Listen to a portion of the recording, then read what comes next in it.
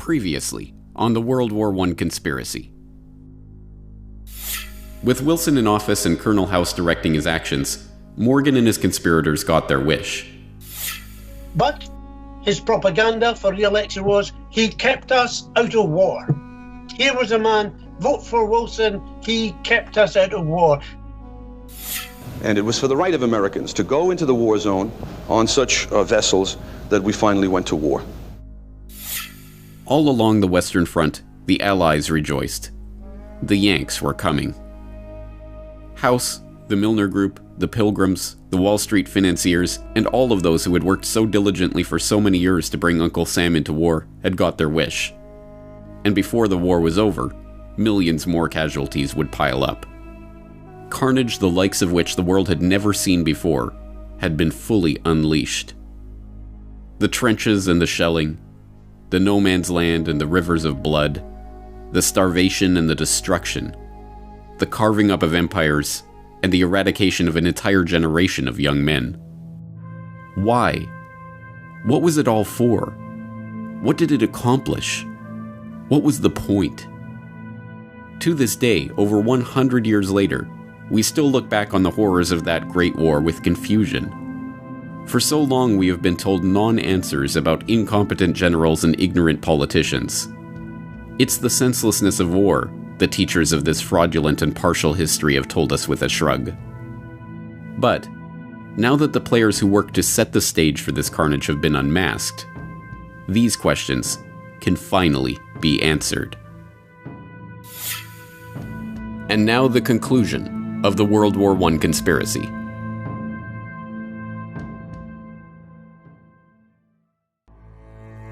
Part 3.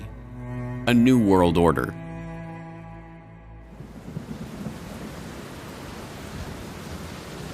February 21st, 1916. A week of rain, wind, and heavy fog along the Western Front finally breaks, and for a moment there is silence in the hills north of Verdun. That silence is broken at 7:15 a.m. when the Germans launch an artillery barrage heralding the start of the largest battle the world had ever seen. Thousands of projectiles are flying in all directions, some whistling, others howling, others moaning low, and all uniting in one infernal roar. From time to time, an aerial torpedo passes, making a noise like a gigantic motor car.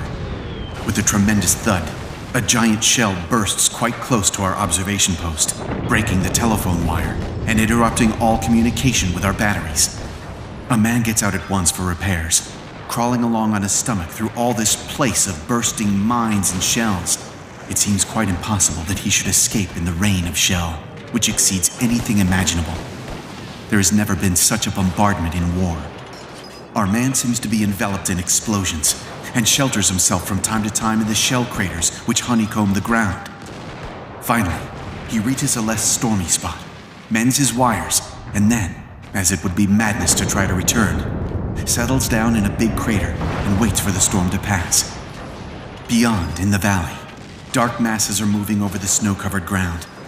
It is the German infantry advancing in packed formation along the valley of the attack. They look like a big gray carpet being unrolled over the country. We telephone through to the batteries, and the ball begins. The sight is hellish. In the distance, in the valley, and upon the slopes, regiments spread out, and as they deploy, fresh troops come pouring in. There's a whistle over our heads. It is our first shell. It falls right in the middle of the enemy infantry. We telephone through, telling our batteries of their hit, and a deluge of heavy shells is poured on the enemy. Their position becomes critical. Through glasses, we can see men maddened, men covered with earth and blood, falling one upon the other. When the first wave of the assault is decimated, the ground is dotted with heaps of corpses. But the second wave is already pressing on.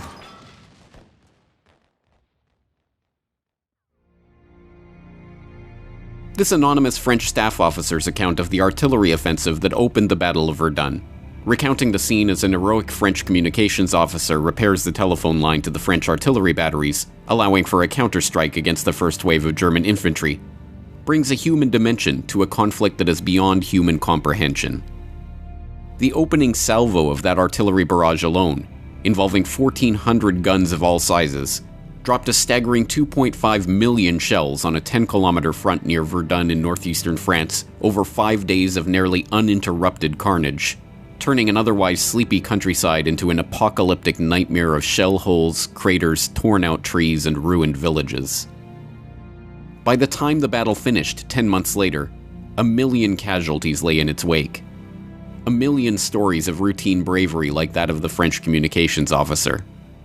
And Verdun was far from the only sign that the stately, sanitized version of 19th century warfare was a thing of the past. Similar carnage played out at the Somme, and Gallipoli, and Vimy Ridge, and Galicia, and 100 other battlefields. Time and again, the generals threw their men into meat grinders, and time and again, the dead bodies lay strewn on the other side of that slaughter. But how did such bloodshed happen? For what purpose? What did the First World War mean? The simplest explanation is that the mechanization of 20th century armies had changed the logic of warfare itself. In this reading of history, the horrors of World War I were the result of the logic dictated by the technology with which it was fought. It was the logic of the siege guns that bombarded the enemy from over 100 kilometers away. It was the logic of the poison gas, spearheaded by Bayer and their School for Chemical Warfare in Leverkusen. It was the logic of the tank, the airplane, the machine gun, and all of the other mechanized implements of destruction that made mass slaughter a mundane fact of warfare. But this is only a partial answer. More than just technology was at play in this Great War, and military strategy and million-casualty battles were not the only ways that World War I had changed the world forever. Like that unimaginable artillery assault at Verdun, the First World War tore apart all the verities of the old world, leaving a smoldering wasteland in its wake. A wasteland that could be reshaped into a new world order. For the would-be engineers of society, war, with all of its attendant horrors, was the easiest way to demolish the old traditions and beliefs that lay between them and their goals. This was recognized early on by Cecil Rhodes and his original clique of co-conspirators. As we have seen, it was less than 1 decade after the founding of Cecil Rhodes' society to achieve the peace of the world that vision was amended to include war in South Africa, and then amended again to include embroiling the British Empire in a world war. Many others became willing participants in that conspiracy because they too could profit from the destruction and the bloodshed. And the easiest way to understand this idea is at its most literal level: profit. War is a racket. It always has been. It is possibly the oldest, easily the most profitable, surely the most vicious. It is the only one international in scope. It is the only one in which the profits are reckoned in dollars and the losses in lives. A racket is best described, I believe, as something that is not what it seems to be to the majority of the people. Only a small inside group knows what it is about. It is conducted for the benefit of the very few at the expense of the very many. Out of war, a few people make huge fortunes. In the World War, a mere handful garnered the profits of the conflict. At least 21,000 new millionaires and billionaires were made in the United States during the World War. That many admitted their huge blood gains on their income tax returns. How many other war millionaires falsified their tax returns? No one knows. How many of these war millionaires shouldered a rifle? How many of them dug a trench? How many of them knew what it meant to go hungry in a rat-infested dugout? How many of them spent sleepless, frightened nights ducking shells and shrapnel and machine gun bullets? How many of them parried a bayonet thrust or an enemy? How many of them were wounded, were killed in battle? As the most decorated Marine in the history of the United States at the time of his death, Smedley Butler knew of what he spoke. Having seen the minting of those tens of thousands of new millionaires and billionaires out of the blood of his fellow soldiers, his famous rallying cry, "War is a racket," has resonated with the public since he first began, in his own memorable words, trying to educate the soldiers out of the sucker class. Indeed, the war profiteering on Wall Street started even before America joined the war. Although, As JP Morgan partner Thomas Lamont noted, at the outbreak of the war in Europe, American citizens were urged to remain neutral in action, in word, and even in thought. Our firm had never for one moment been neutral. We didn't know how to be. From the very start, we did everything we could to contribute to the cause of the Allies.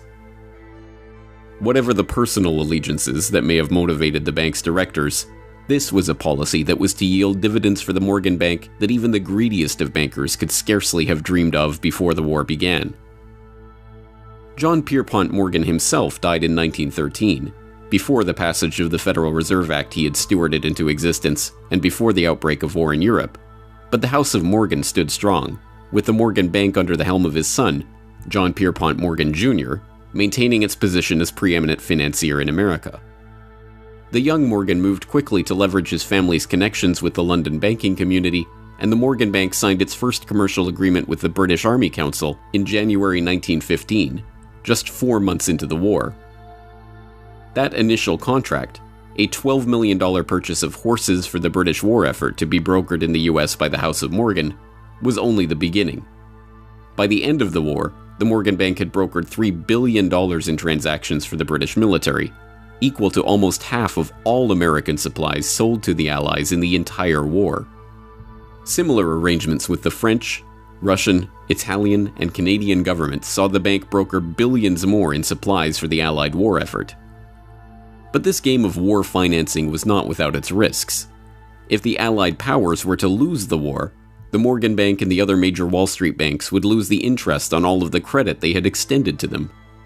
By 1917, the situation was dire. The British government's overdraft with Morgan stood at over $400 million, and it was not clear that they would even win the war, let alone be in a position to repay all their debts when the fighting was over. In April 1917, just 8 days after the US declared war on Germany, Congress passed the War Loan Act extending $1 billion in credit to the Allies. The first payment of $200 million went to the British, and the entire amount was immediately handed over to Morgan as partial payment on their debt to the bank. When, a few days later, $100 million was parceled out to the French government, it too was promptly returned to the Morgan coffers. But the debts continued to mount, and throughout 1917 and 1918, the US Treasury, aided by the Pilgrim Society member and avowed Anglophile Benjamin Strong, president of the newly created Federal Reserve, quietly paid off the Allied powers' war debts to JP Morgan. What I think is interesting is also the bankers' viewpoint here. America was so deeply involved in that war, financing. There was so much money which could only really be repaid as long as Britain and France won. That had they lost, the loss on the American the stock exchange, the stock market, Wall Street, your great industrial giants would have been horrendous. So America was deeply involved, not the people, as is ever the case, not the ordinary citizen who cares, but the financial establishment who had, if you like, treated the entire thing as they might a casino and put all the money on one end of the board, and it had to come good for them.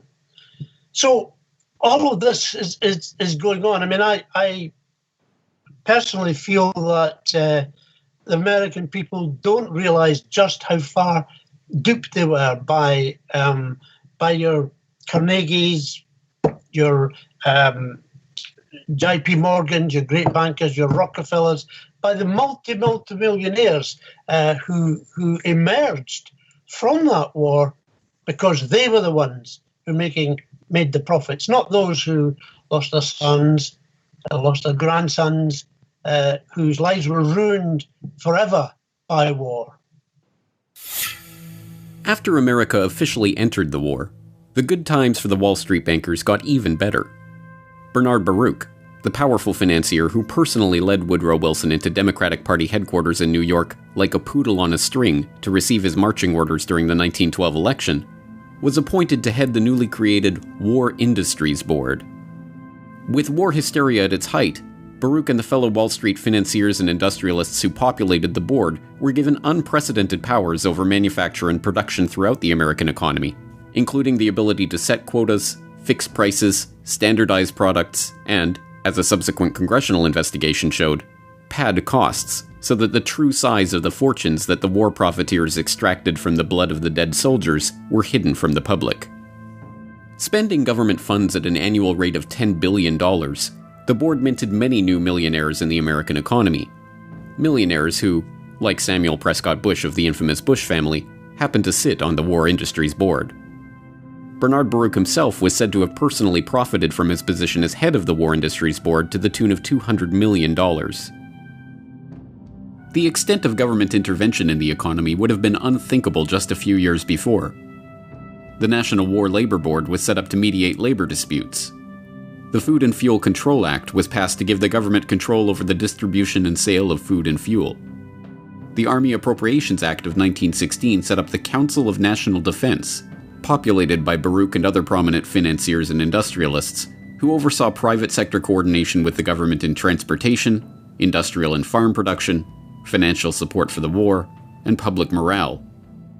In his memoirs at the end of his life, Bernard Baruch openly gloated, "The experience had a great influence upon the thinking of business and government. WIB had demonstrated the effectiveness of industrial cooperation and the advantage of government planning and direction. We helped inter the extreme dogmas of laissez-faire, which had for so long molded American economic and political thought. Our experience taught that government direction of the economy need not be inefficient or undemocratic, and suggested that in time of danger, it was imperative." But it was not merely to line the pockets of the well-connected that the war was fought. More fundamentally, it was a chance to change the very consciousness of an entire generation of young men and women. For the class of would-be social engineers that arose in the Progressive Era, from economist Richard T. Ely, to journalist Herbert Croly, to philosopher John Dewey, the Great War was not a horrific loss of life or a vision of the barbarism that was possible in the age of mechanized warfare, but an opportunity to change people's perceptions and attitudes about government, the economy, and social responsibility. Dewey, for example, wrote of the social possibilities of war. In every warring country, there has been the same demand that in the time of great national stress, production for profit be subordinated to production for use. Legal possession and individual property rights have had to give way before social requirements. The old conception of the absoluteness of private property has received the world over a blow from which it will never wholly recover.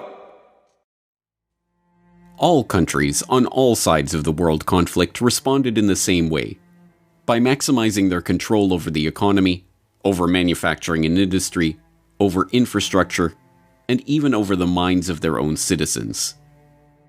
Germany had its Kriegssozialismus, or war socialism, which placed control of the entire German nation, including its economy, its newspapers, and, through conscription, its people, under the strict control of the army.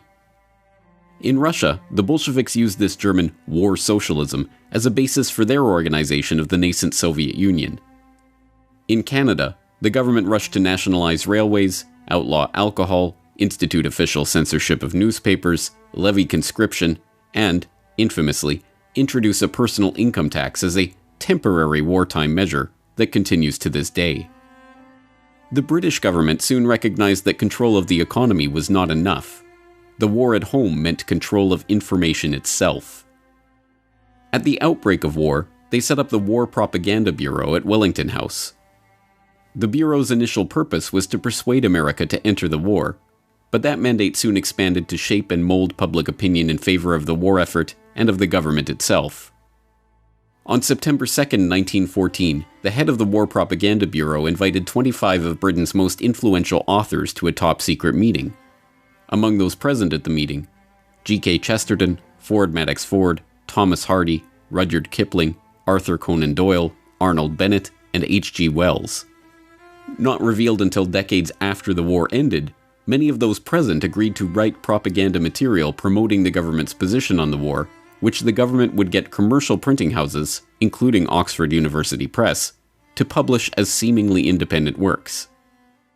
Under the secret agreement, Arthur Conan Doyle wrote Two Arms, John Masefield wrote Gallipoli and The Old Front Line, Mary Humphrey Ward wrote England's Effort and Towards the Goal, Rudyard Kipling wrote The New Army in Training, G.K. Chesterton wrote The Barbarism of Berlin. In total, the Bureau published over 1,160 propaganda pamphlets over the course of the war. Hilaire Belloc later rationalized his work in service of the government. It is sometimes necessary to lie damnably in the interests of the nation. War correspondent William Beach Thomas was not so successful in the battle against his own conscience. I was thoroughly and deeply ashamed of what I'd written for the good reason that it was untrue. The vulgarity of enormous headlines and the enormity of one's own name did not lessen the shame.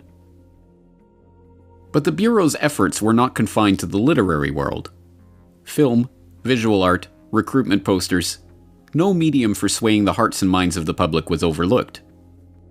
By 1918, the government's efforts to shape perception of the war, now officially centralized under a Minister of Information, Lord Beaverbrook, was the most finely tuned purveyor of propaganda the world had yet seen. Even foreign propaganda, like the infamous Uncle Sam that went beyond a recruitment poster to become a staple of American government iconography, was based on a British propaganda poster featuring Lord Kitchener. Control of the economy. Control of populations. Control of territory. Control of information. World War I was a boon for all of those who wanted to consolidate control of the many in the hands of the few. This was the vision that united all those participants in the conspiracies that led to the war itself. Beyond Cecil Rhodes and his secret society, there was a broader vision of global control for the would-be rulers of society who were seeking what tyrants had lusted after since the dawn of civilization: control of the world. World War I was merely the first salvo in this clique's attempts to create not a reordering of this society or that economy, but a new world order. What World War I allowed these globalists, these Anglophiles, these people who wanted the English-speaking union to reign over the whole world, what it allowed them to do was militarize American thinking. And what I mean by that is there was a whistleblower called Norman Dodd. He was the head researcher for the Reese Committee that looked into how nonprofit foundations were influencing American education away from freedom. And what they found was the Carnegie Institute for International Peace was seeking to understand how to make America a wartime economy, how to take the state apparatus over, how to change the education to get people to continually consume, how to have arms production ramp up. And then once this happened in World War I, if you look at what happened in the 1920s, you've got people like Major General Smedley Butler, who is using the U.S. military to advance corporate interests in Central and South America and doing some very caustic things to the indigenous people, insofar as these were not American policies really before the Spanish-American War in 1898, meaning that going and taking foreign military action was not part of the diplomatic strategy of America prior to our engagement with the British Empire in the late 1800s and as it ramped up after Cecil Rhodes' death. So what these people gained was the foothold for world government, from which they could get, through globalism, what they called a new world order. The creation of this new world order was no mere parlor game.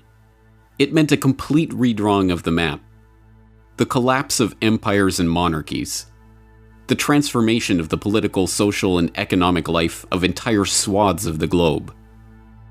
Much of this change was to take place in Paris in 1919 as the victors divvied up the spoils of war. But some of it, like the fall of the Romanovs and the rise of the Bolsheviks in Russia, was to take place during the war itself. In hindsight, the fall of the Russian Empire in the midst of the First World War seems inevitable. Unrest had been in the air since Russia's defeat by the Japanese in 1905, and the ferocity of the fighting on the Eastern Front, coupled with the economic hardship, which hit Russia's overcrowded, overworked urban poor particularly hard, made the country ripe for revolt. That revolt happened during the so-called February Revolution, when Tsar Nicholas was swept from power and a provisional government installed in his place. But that provisional government, which continued to prosecute the war at the behest of its French and British allies, was competing for control of the country with the Petrograd Soviet, a rival power structure set up by the socialists in the Russian capital. The struggle for control between the two bodies led to riots, protests, and ultimately, battles in the street. Russia in the spring of 1917 was a powder keg waiting to explode. And in April of that year, two matches, one called Vladimir Lenin and one called Leon Trotsky, were thrown directly into that powder keg by both sides of the Great War. Vladimir Lenin, a Russian communist revolutionary who had been living in political exile in Switzerland, saw in the February Revolution his chance to push through a Marxist revolution in his homeland. But, although for the first time in decades his return to that homeland was politically possible, the war made the journey itself an impossibility. Famously, he was able to broker a deal with the German General Staff to allow Lenin and dozens of other revolutionaries to cross through Germany on their way to Petrograd. Germany's reasoning in permitting the infamous sealed train ride of Lenin and his compatriots is, as a matter of war strategy, straightforward. If a band of revolutionaries could get back to Russia and bog down the provisional government, then the German army, fighting that government, would benefit. If the revolutionaries actually came to power and took Russia out of the war altogether, so much the better. But the curious other side of this story, the one demonstrating how Lenin's fellow communist revolutionary, Leon Trotsky, was shepherded from New York, where he had been living well beyond the means of his income as a writer for socialist periodicals, through Canada, where he was stopped and identified as a revolutionary en route to Russia, and on to Petrograd, is altogether more incredible. And, unsurprisingly, that story is mostly avoided by historians of the First World War. One of the scholars who did not shy away from the story was Anthony Sutton, author of Wall Street and the Bolshevik Revolution, whose meticulous research of State Department documents, Canadian government records, and other historical artifacts pieced together the details of Trotsky's unlikely journey. Trotsky was in New York. He had no income. I summed his income for the year he was in New York. It was about $600. Yet he lived in an apartment. He had a chauffeured limousine. He had a refrigerator, which was very rare in those days. He left New York and went to Canada on his way to the revolution. He had $10,000 in gold on him. He didn't earn more than $600 in New York. He was financed out of New York. There's no question about that. The British took him off the ship in Halifax, Canada. I got the Canadian archives. They knew who he was. They knew who Trotsky was. They knew he was going to start a revolution in Russia. Instructions from London came to put Trotsky back on the boat with his party and allow them to go forward. So there is no question that Woodrow Wilson, who issued the passport for Trotsky, and the New York financiers who financed Trotsky, and the British Foreign Office allowed Trotsky to perform his part in the revolution. After succeeding in pushing through the Bolshevik Revolution in November of 1917, one of Trotsky's first acts in his new position as People's Commissar for Foreign Affairs was to publish the secret treaties and understandings that Russia had signed with France and Britain. These documents revealed the secret negotiations in which the Entente powers had agreed to carve up the colonial world after the war. The stash of documents included agreements on the partition of Asiatic Turkey, creating the modern Middle East out of the remnants of the Ottoman Empire, the treaty with Italy, promising conquered territory to the Italian government in exchange for their military aid in the campaign against Austria-Hungary, a treaty redrawing the frontiers of Germany, promising France its long-held wish of reacquiring Alsace-Lorraine and recognizing Russia's complete liberty in establishing her western frontiers, diplomatic documents relating to Japan's own territorial aspirations, and a host of other treaties, agreements, and negotiations. One of these agreements, the Sykes-Picot Agreement between Britain and France, which was signed in May 1916, has grown in infamy over the decades. The agreement divided modern-day Turkey, Jordan, Iraq, Syria, and Lebanon among the Triple Entente, and although the revelation of the agreement caused much embarrassment for the British and the French and forced them to publicly back away from the Sykes-Picot map, served as the basis for some of the arbitrary lines on the map of the modern-day Middle East, including the border between Syria and Iraq. In recent years, ISIS has claimed that part of their mission is to put the final nail in the coffin of the Sykes-Picot conspiracy. Other territorial conspiracies, like the Balfour Declaration, signed by Arthur Balfour, then acting as Foreign Secretary for the British government, and addressed to Lord Walter Rothschild, one of the co-conspirators in Cecil Rhodes' original secret society, are less well known today. The Balfour Declaration also played an important role in shaping the modern world by announcing British support for the establishment of a Jewish homeland in Palestine, which was not under British mandate at the time. Even less well known is that the document did not originate from Balfour, but from Lord Rothschild himself, and was sent to fellow Round Table conspirator Alfred Milner for revision before being delivered. So this was he's known as Lord Walter Rothschild, and professionally he's a zoologist. He inherits a lot of wealth in a very high status family. He pursues his art and his science and his scientific theories and research. But he has zoological museums, and he's collecting specimens. And he's famously the Rothschild that's riding the giant tortoise and leading him around with a piece of lettuce on his stick. And there's a piece of lettuce hanging out of the tortoise's mouth. And I've always used that. Here's the metaphor for the bankers. Like, they're leading people around with stimulus response. This tortoise can't ask questions. It can't question its obedience.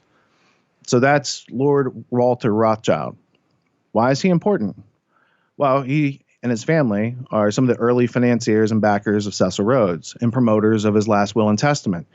And in the question of America being brought back into the British Empire, there are newspaper articles. There's one in 1902 where Lord Rothschild is saying, this would be a good thing to have America back in the British Empire. He's also the Lord Rothschild to whom the Balfour Declaration is addressed. So in 1917, there's an agreement, a letter of agreement sent from the British government from Arthur Balfour to Lord Rothschild.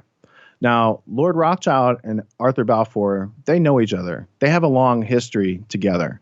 And there's a lot of Fabian socialists in this whole story of what led up to World War I. Specifically with Balfour, he's acting as an agent of the British government saying, we're going to give away this land that's not really ours, and we're going to give it to you guys and your group. The problem is the British had also promised that same land to the Arabs. So now the Balfour Declaration is going against some of the foreign policy plans that they've already promised to these other countries. The other interesting thing about the Balfour Declaration is it just had its 100th anniversary. So they last year had a site that had the whole history of the Balfour Declaration. You could see the originals from Lord Rothschild and going to Lord Milner for changes and coming through Arthur Balfour and then being sent back as an official letter from the monarchy, basically. So that's interesting. But there's also interviews where the current Lord Rothschild, Lord Jacob Rothschild, comments on his ancestors' history and how they brought about the Jewish state in 1947-48 because of the Balfour Declaration. So there's a lot of history to unpack there. But most people, again, they're not aware of the document, let alone the very interesting history behind it, let alone what that really means in the bigger story. Over 2 decades after Cecil Rhodes launched the secret society that would engineer this so-called Great War, the likes of Alfred Milner and Walter Rothschild were still at it, conspiring to use the war they had brought about to further their own geopolitical agenda. But by the time of the armistice in November 1918, that group of conspirators had greatly expanded, and the scale of their agenda had grown along with it. This was no small circle of friends who had embroiled the world in the first truly global war, but a loosely knit network of overlapping interests, separated by oceans and united in a shared vision for a new world order. Milner, Rothschild, Gray, Wilson, House, Morgan, Baruch, and literally scores of others had each had their part to play in this story.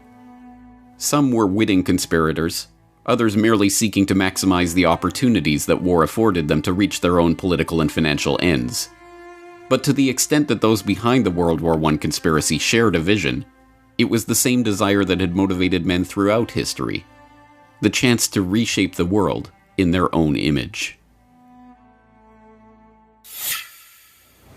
Just tell us all over again why. Why? Just You tell it won't find again. this in the textbooks. Why is to bring about, I suspect, a plan to control world society in which you and I won't find the freedoms to believe and think and do as we believe. And war is an instrument of massive change. We know that. It is an instrument of massive change, in particular for those who are defeated. In a war where everyone is defeated, then it's simply an element of massive change. And that's a very deep, thought-provoking concept, that if everyone loses, or if everyone except us, depending on who the us are, loses, then we are going to be in a position to reconstruct in our image. Altogether in the war, who knows, some 10 or 12 million people died. People experienced things both in combat, and the people back home understanding what was happening, that dazed them, that stunned them. You know, it's almost as if for a few generations the peoples of Europe had been increased, sort of like a flock of sheep by their shepherds, okay? Through industrialization, through the spread of liberal ideas and institutions, through the decrease of infant mortality, the raising of standards of living, the population of Europe was enormously greater than it had ever been before. And now the time came to slaughter some part of the sheep for the purposes of the ones who were in control.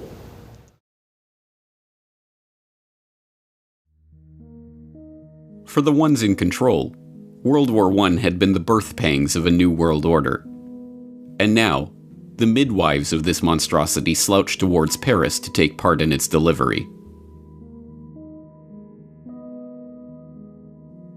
The end of the beginning. All over the world, on November 11th, 1918, people were celebrating, dancing in the streets, drinking champagne, hailing the armistice that meant the end of the war. But at the front, there was no celebration. Many soldiers believed the armistice only a temporary measure and that the war would soon go on. As night came, the quietness, unearthly in its penetration, began to eat into their souls. The men sat around log fires, the first they'd ever had at the front. They were trying to reassure themselves that there were no enemy batteries spying on them from the next hill, and no German bombing planes approaching to blast them out of existence. They talked in low tones. They were nervous. After the long months of intense strain, of keying themselves up to the daily mortal danger, of thinking always in terms of war and the enemy, the abrupt release from it all was physical and psychological agony. Some suffered a total nervous collapse. Some, of a steadier temperament, began to hope that they would someday return to home in the embrace of loved ones. Some could think only of the crude little crosses that marked the graves of their comrades. Some fell into an exhausted sleep. All were bewildered by the sudden meaninglessness of their existence as soldiers, and through their teeming memories paraded that swiftly moving cavalcade of Cantini, Soissons, Saint-Mihiel, the Meuse Argonne, and Sedan. What was to come next? They did not know, and hardly cared. Their minds were numbed by the shock of peace. The past consumed their whole consciousness. The present did not exist, and the future was inconceivable. Colonel Thomas R. Gowanlock, 1st Division, U.S. Army. Little did those troops know how right they were. As the public rejoiced in the outbreak of peace after 4 years of the bloodiest carnage that the human race had ever endured, the very same conspirators that had brought about this nightmare were already converging in Paris for the next stage of their conspiracy. There, behind closed doors, they would begin their process of carving up the world to suit their interests, laying the groundwork and preparing the public consciousness for a new international order, setting the stage for an even more brutal conflict in the future, and bringing the battle-weary soldiers' worst fears for the future to fruition. and all in the name of peace. The French general, Ferdinand Foch, famously remarked after the Treaty of Versailles that, "This is not a peace. It is an armistice for 20 years. As we now know, his pronouncement was precisely accurate. The armistice on November 11, 1918 may have marked the end of the war, but it was not the end of the story. It was not even the beginning of the end. It was, at best, the end of the beginning.